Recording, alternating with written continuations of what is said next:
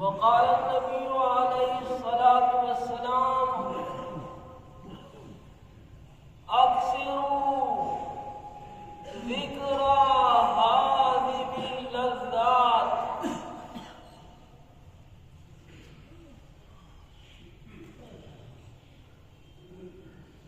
لو تنظرون الموت فانظروا هاهنا جنازة المؤمنين نزارة للموت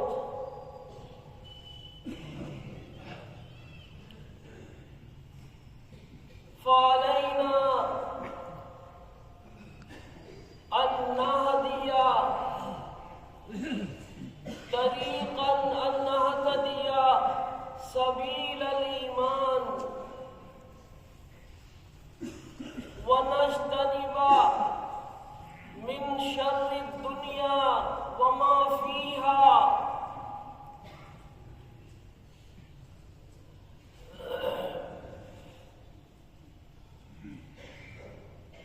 آج معلوم ہوا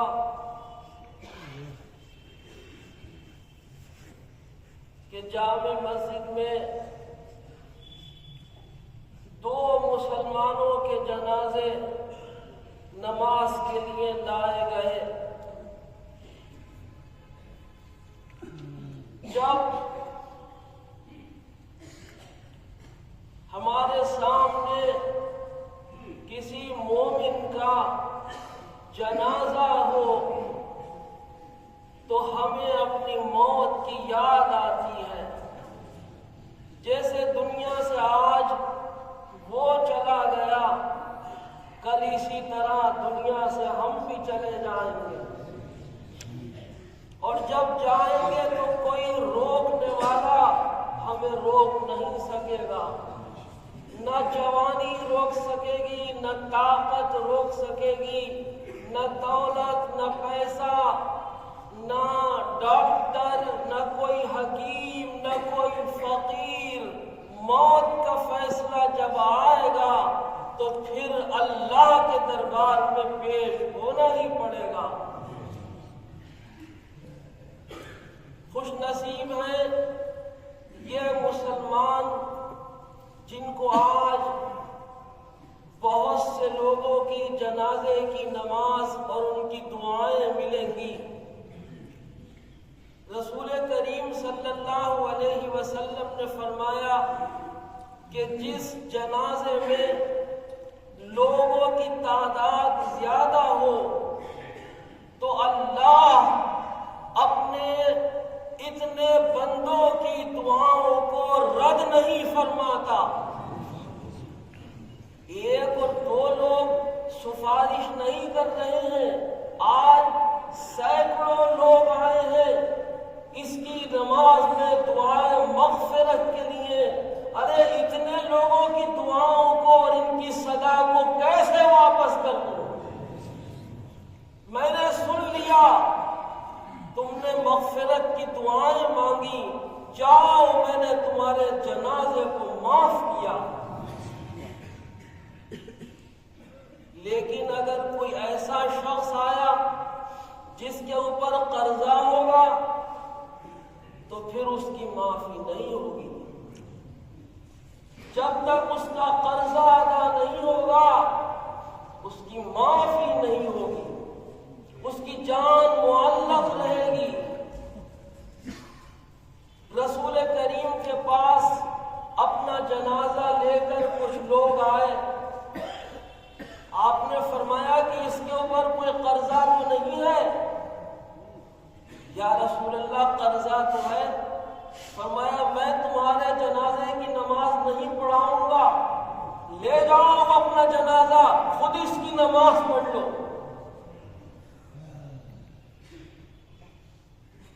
ایک شخص نے کہا یا رسول اللہ مجھے اللہ نے اتنا دیا ہے، میں صاحب حیثیت ہوں، میں اس کے قرض کی ادائیگی کی ذمہ داری لیتا ہوں.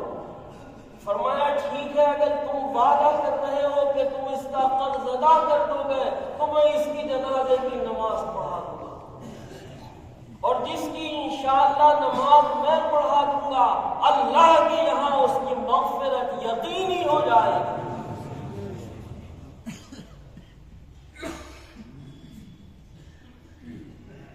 بہت سے لوگ جنازے کی نماز میں دور کھڑے ہو جائیں گے۔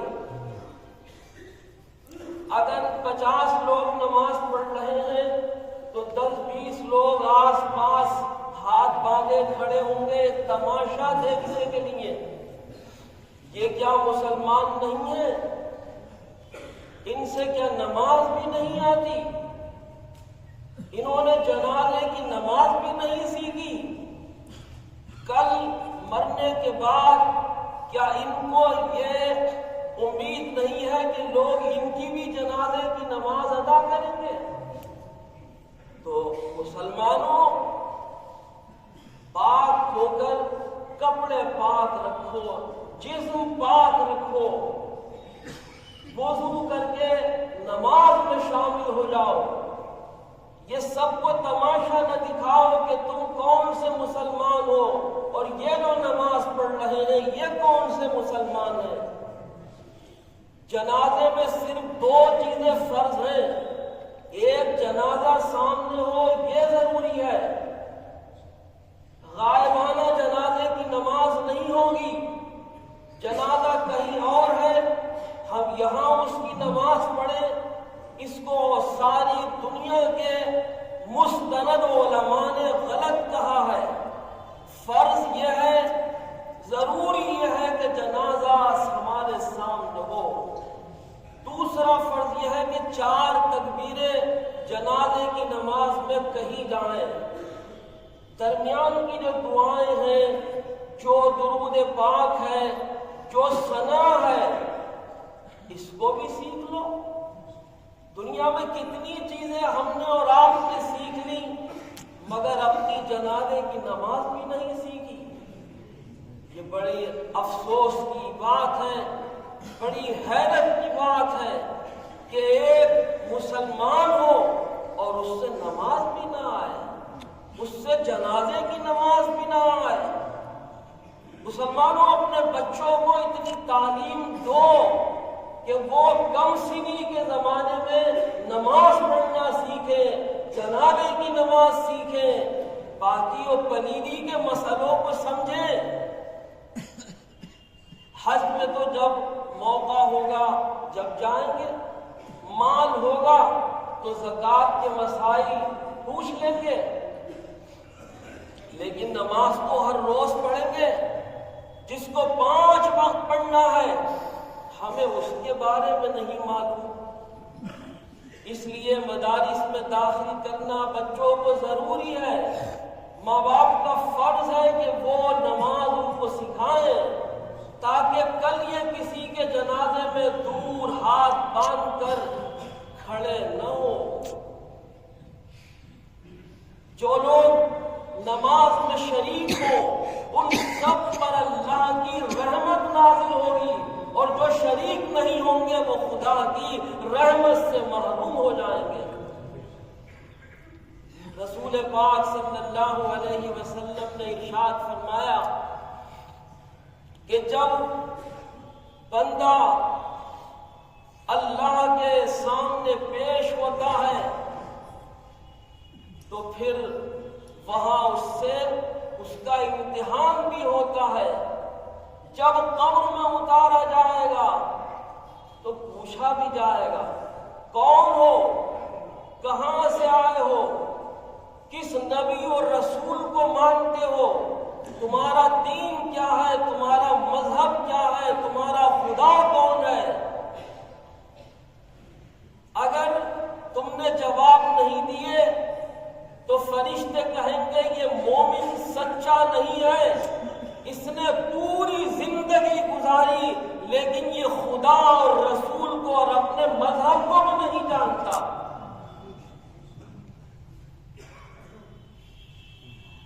آپ کہیں گے کہ یہ 3 لفظ تو ہر مسلمان جانتا ہے، من ربوں کا، ما دینوں کا، من نبیوں کا، پھر کیا پریشانی ہے؟ پریشانی ہے خوف،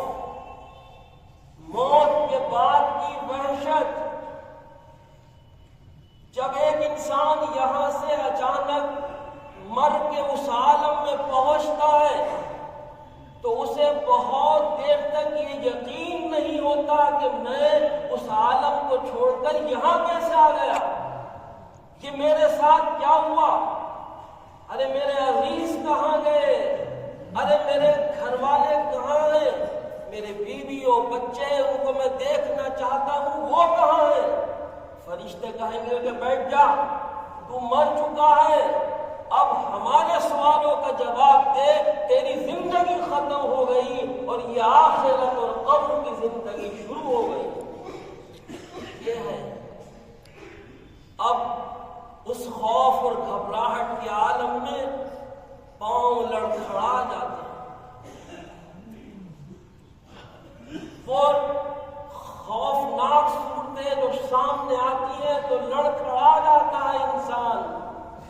حضور پاک نے فرمایا کہ اے اللہ ہمیں قبروں کے امتحان میں ثابت قدمی عطا فرما۔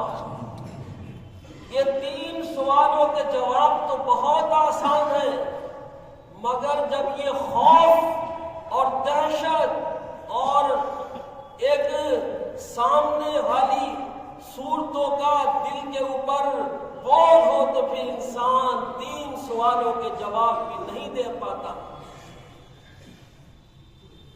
فرمایا کہ مسلمان ہے تو اللہ تعالیٰ اس کو ثابت قدم رکھے گا، وہ جواب دے دے گا۔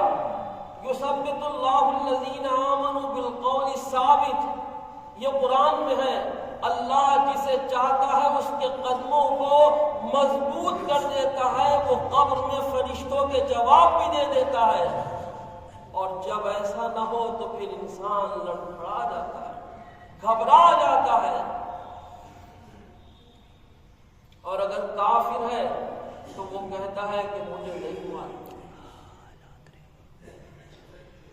اس لیے قبر کا امتحان بھی، اس کی فکر بھی، وہاں جانے کی بھی فکر، اللہ کے روبرو پیش ہونے کی فکر، اس کے لیے مسلمان ہر وقت اپنی موت کو اپنے سامنے رکھے، کہیں ایسا نہ ہو کہ وہ موت بھول جائے۔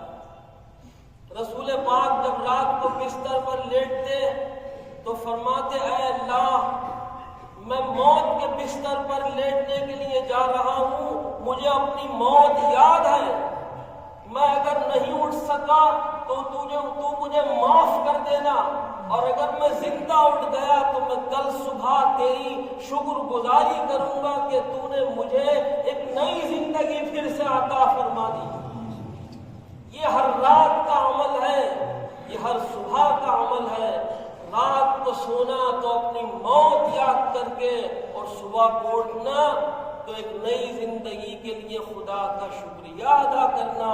الحمدللہ الذی احیانا بعد ما اماتنا والیہ النشور، یہ حدیث کے الفاظ ہیں۔ اور بسمک اللہم اموت و احیا، یہ رات کے وقت بستر پر لیٹتے ہوئے آپ کے الفاظ ہیں، اے مولا تیرے نام پر جیتا ہے محمد اور تیرے نام پہ مرتا ہے۔ یہاں ہفتے گزر جائیں، مہینے، مگر موت کی یاد نہیں آتی، اور اسی عرصے میں انسان دنیا سے چلا جاتا ہے۔ لوگ روتے رہ جاتے ہیں، مگر جانے والا چلا ہی جاتا ہے۔ وہاں اس کی زندگی کا حساب کیا ہوگا، یہاں والوں کو کیا معلوم۔ انہوں نے اسے اپنی قبر، اس کی قبر میں اتار دیا اور پانی چھڑک دیا، پھول ڈال دیے، فاتحہ پڑھ لی اور چلے گئے۔ اب وہ ہے، اس کی قبر ہے، اس کی زندگی ہے۔ فرمایا جب ان مسلمان مرتا ہے تو اس کے ساتھ 3 چیزیں جاتی ہیں، ایک اس کا مال، ایک اس کی اولاد اور ایک اس کے اعمال۔ 2 چیزیں واپس چلی آتی ہیں اور اعمال اس کے ساتھ دفن ہو جاتے ہیں۔ اب وہ ہے اور اس کی زندگی کے عمل ہے۔ اللہ تعالی ہمیں احساس دے، اپنی موت کی فکر دے، اور بے حسی جو ہمارے اندر بے عملی ہے، خدا برتر اس کو اپنے کرم سے دور فرمائے۔ وفقنی اللہ للسلوک على الصراط